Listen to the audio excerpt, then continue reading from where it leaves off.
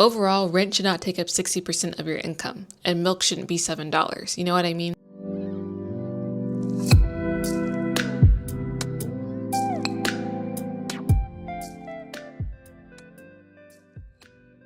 Did you guys know it's now cheaper to book a flight to Tokyo Disney than to just go to Disneyland in America? Hi, I'm Tati, welcome to Tati's Media, where I get to inform you guys and offer my perspective on all different types of topics, but it's typically things that you guys see in the media. And in today's video, we're going to be talking about America and the increase in prices and rent and just making it increasingly hard for people to just live in general. Firstly, I want to preface this video by saying that I am not a political analyst. I believe in staying informed and helping others understand what's happening around the world. I also don't live in America currently. I'm overseas and constantly traveling, so if I sound tone deaf, that is truly not my intentions at all. I'm not here to talk politics, I'm here to talk perspectives. That being said, I'm not the news. I research and then put things together through my lens to present it to you guys, so if I get anything wrong, please kindly correct me in the comments. Recently, Americans have seen a massive rising in the cost of groceries, rent, and basic necessities. In many cities, even making $20 an hour isn't enough to live comfortably anymore. Grocery prices have risen over 25% since 2020. Rent has increased an average 15 to 30% depending on where you live. Places like Miami and New York have gone over 40% in some areas. So why is this happening, right? Simple answer is inflation, but there is a much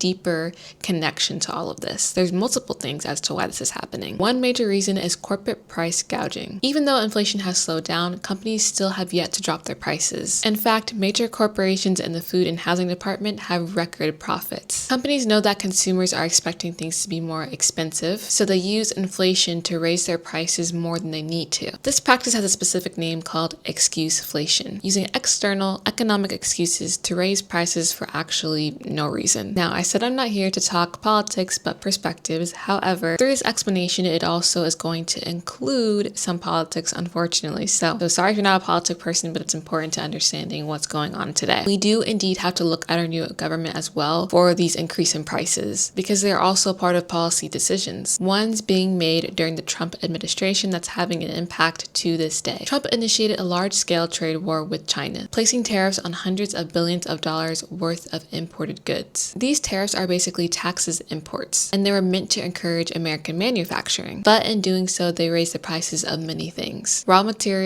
electronics, and food items, specifically food items that rely on global supply chain. The cost of these tariffs have now been passed on to consumers and have never been fully lifted. So when you see your grocery bill going up, that is partially due to these tariffs. So I've explained everything to you, but there's nothing like hearing it from other people, and we love hearing from others on this channel, okay? So let's hear what these creators have to say and what stories they have to share. I'm about to show you $10 worth of groceries in America. Bread and eggs, $4.79 and $4.70 something or another. $10 for bread and eggs. Good job. So Trump wants us to start buying American product. Well, let's look at this in the supermarket at ShopRite. These are product of USA red peppers. Look at the quality of these peppers. And then product of Mexico. They're a little more expensive. Look at these peppers. Again, yellow peppers of Mexico. Look at these peppers. And look at the peppers of America. So no one is saying the quiet part out loud, and I haven't seen anybody say this out loud, so I'm going to say it out loud. Once these tariffs go in and we see these price increases, that's going to be our new normal. The prices are not going to come back down. I don't for the life of me see that if/when these tariffs go away, corporations are going to willingly lower the prices back, because they're going to have a new baseline for what their record profits are. So if they increase the prices on goods that we're receiving today, they're not going to decrease. It's just because tariffs are going away. And I feel like we've seen this with COVID. When prices go up, they don't come back down after the crisis, and things have not returned back to a normal, at least for me. I'm noticing that the same items that I was buying about 5 years ago are have a % increases when I go to buy those same items. And another thing is, I saw somewhere that phone companies are also putting tariffs on stuff. And for me, it makes sense if I'm buying a physical device, like a phone, an AirPod, or whatever the device is, to have to pay a tariff on it. But if these tariffs are going on voice lines, like voice calling, texting, that just kind of speaks to the greed. And that just kind of reaffirms my belief that once these tariffs go in, those are going to be our new normal prices. And I don't for the life of me see corporations raising the wages of everyday people to kind of account for these increases. So people are going to continue to struggle. And I'm kind of just we're just going to wait and see what happens. These grocery prices in rural Washington.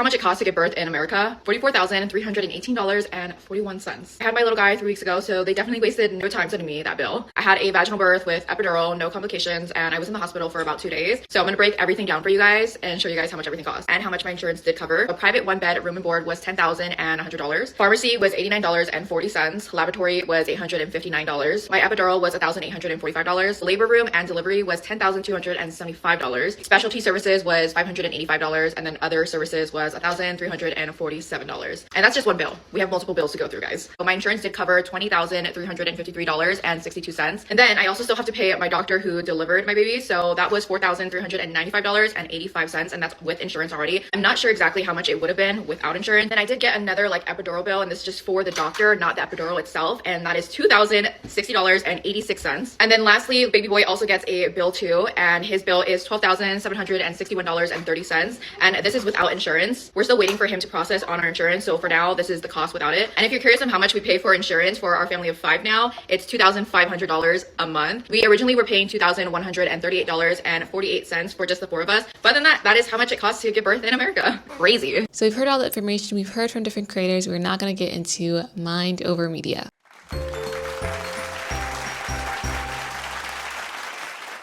Welcome to Mind Over Media, which is my mind over the media. I can share with you guys my perspective on the controversy. As always, I mean no harm. These are just my perspectives. So overall, I think that this economy is not built for everyday people anymore. The people in power, whether it's corporations, politicians, or investors, they are profiting off of our survival. And I say our because even though I'm not in America, I am still American. My citizenship is in America. Overall, rent should not take up 60% of your income, and milk shouldn't be $7. You know what I mean? And I think one of the most frustrating parts of this is the normalization of this struggle. Like, we've been convinced that this is the way life has to be now. In reality, it is the result of very specific decisions made by people who will never have to face these consequences. And I also feel like people think that having a degree or higher education will protect you from this. Even people with master's degree can't afford the rent in major cities. And I feel like we are constantly being gaslit that being broke is all of our fault. You're eating out too much. You should have saved more. You should get a second job. When in reality, no, it's not all of our fault. It's greedy corporations and deregulated systems and policies that prioritize profit over the people. Big businesses and overall political leaders, they all benefit from keeping people just comfortable enough to not revolt, but desperate enough to work themselves to death. And the sad part is, the system isn't broken. It's doing what it was designed to do from the beginning. But we've heard enough from me. It's time to hear from you guys. I feel like this was a very